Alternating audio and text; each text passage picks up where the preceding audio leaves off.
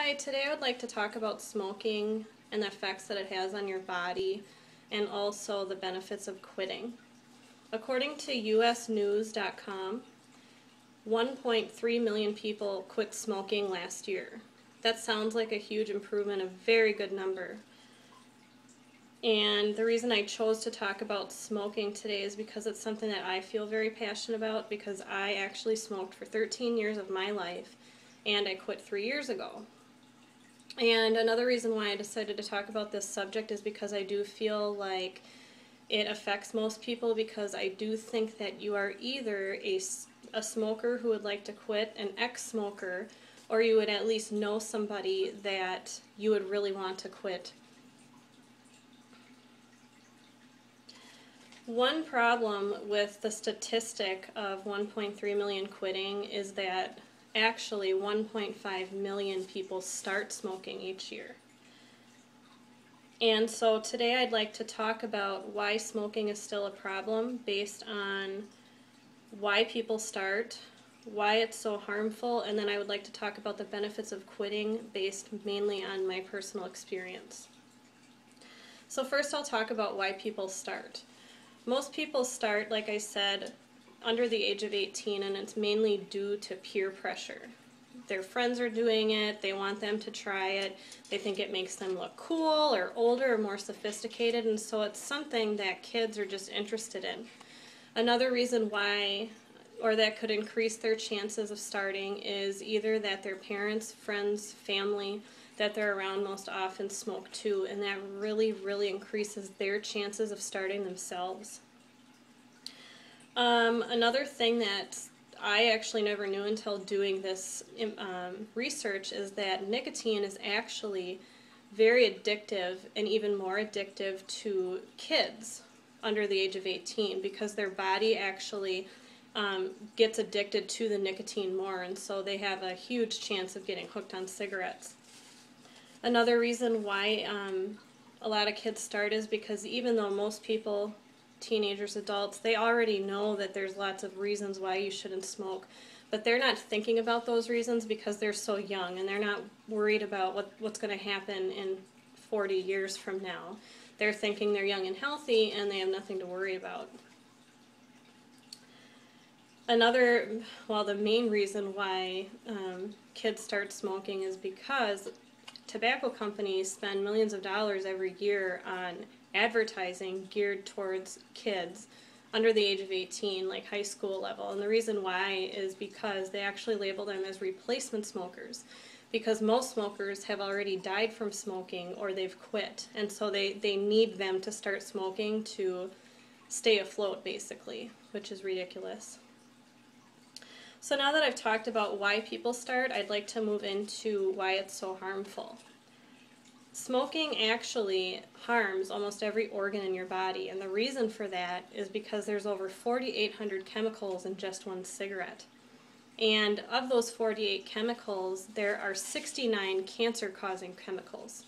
The reason why these are cancer-causing is because these chemicals can be found in other things like nail polish remover, paint, fuel, batteries, and these are things, chemicals, that people are inhaling into their lungs and into their bodies. According to health.com, I looked at an article called 15 Ways That Smoking Ruins Your Looks. There's lots of things on there that talk about bad things or reasons about smoking, and it's more than just yellowing teeth and wrinkles. The carbon monoxide in cigarettes actually depletes your body of oxygen, which can cause your body to scar more easily. When you have a wound, it takes longer to heal. It also increases your chances of having stretch marks and warts. Another thing that most people probably wouldn't like to hear about smoking is that it makes your hair thin. And this would include, for men, causing them to go bald sooner, so that's not a good thing either. So now that I've talked about why it's so harmful, I'd like to talk about the benefits of quitting based on my personal experience. Quitting smoking is really hard, but in my opinion, if you can get through the first 3 days, you have a really good chance of quitting. So no matter how hard it is, you want to just try to get past those first 3 days. One other thing I would have to say is you really need to use a nicotine supplement because that's going to increase your chances of quitting huge. Make sure that you use something. I used a patch, but there's lots of new ways if you talk to your doctor to use things such as Chantix and other medicines that may help you and be successful at quitting.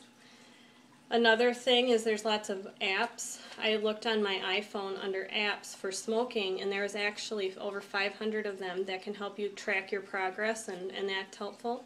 You can also look at quitplan.org. They have a really good plan, or it can really help you plan a good way of quitting.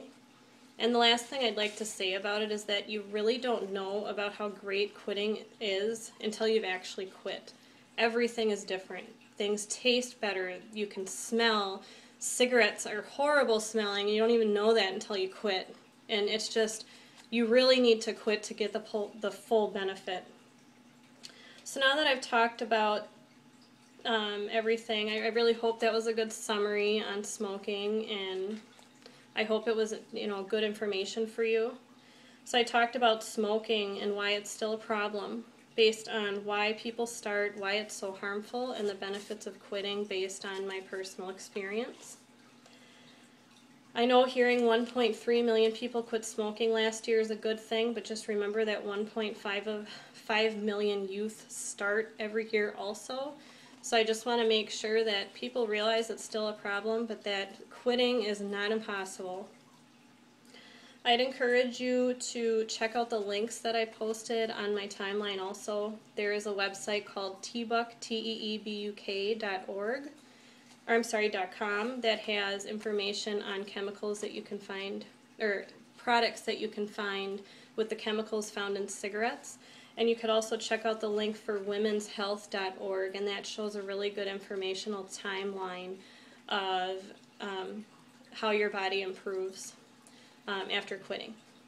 All of my information that I found mostly today was found on lung.org, which is the website that is put on by the American Lung Association. Thank you.